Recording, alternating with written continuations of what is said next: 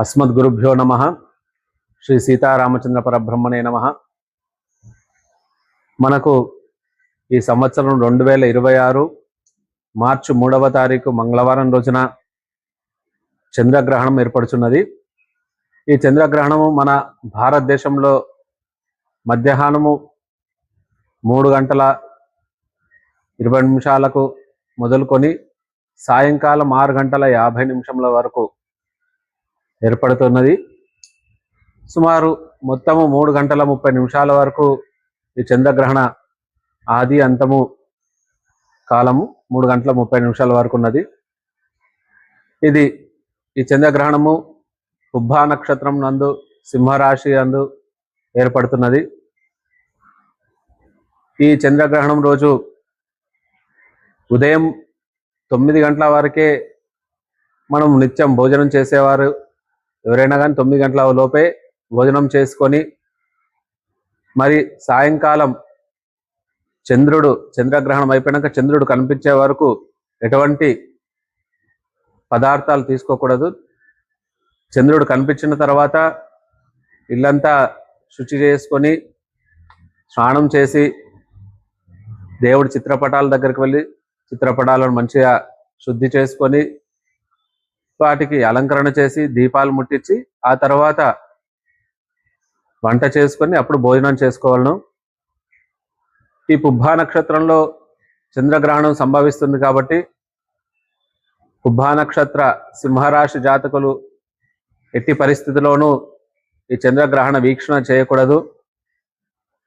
ఏ గ్రహణం మనకు ఏర్పడ్డా ఆ గ్రహణం ఏ రాశి యందు ఏర్పడుతున్నదో ఆ రాశి ముందు రాశి మరియు తర్వాత రాశి వారికి కూడా ఈ గ్రహణ ప్రభావం అనేది ఏర్పడుతున్నది.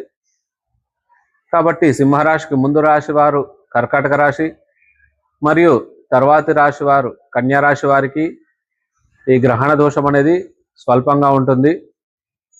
కావున ఈ సింహం, కర్కాటకము, కన్యా రాశి వారు ఈ గ్రహణ దోష నివారణకై చంద్రగ్రహణం అయిపోయిన తర్వాత తల స్నానం చేసి ఇంట్లో దేవునికి దీపం పెట్టి దగ్గరలో ఉన్న ఆలయానికి వెళ్ళి చంద్రగ్రహణానికి ప్రీతిగా చంద్రుడికి ప్రీతిగా తండులం అనగా బియ్యము, కిలోంబావు బియ్యము, తెలుపు వస్త్రము, పాలు లేదా పెరుగు మరియు పంచదార, కేతుగ్రహానికి ప్రీతిగా కేతువునకు ఉలువలు, కేతుగ్రహానికి వస్త్రం వచ్చేసి చిత్రవర్ణము.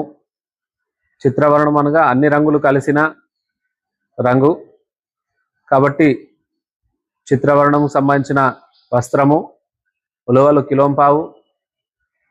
అలానే చంద్రగ్రహణం కాబట్టి ఒక వెండి చంద్రబింబము, వెండి నాగప్రతిమ ఒక రాగి పాత్రలో పెట్టేసి దాంట్లో నెయ్యి ఉంచి చంద్రబింబము, నాగప్రతిమ ఉంచి మన బియ్యము, ఉలువలు, చిత్రవర్ణం కలిగిన వస్త్రము, తెలుపు వస్త్రము ఇవన్నీ కలిపి అక్కడ ఉన్న అయ్యగారి దగ్గర ఇచ్చేసి యథోచితంగా దక్షిణ పెట్టి వీలైతే భోజనదానం కూడా చేసి వారి ఆశీస్సులు తీసుకోగలరు.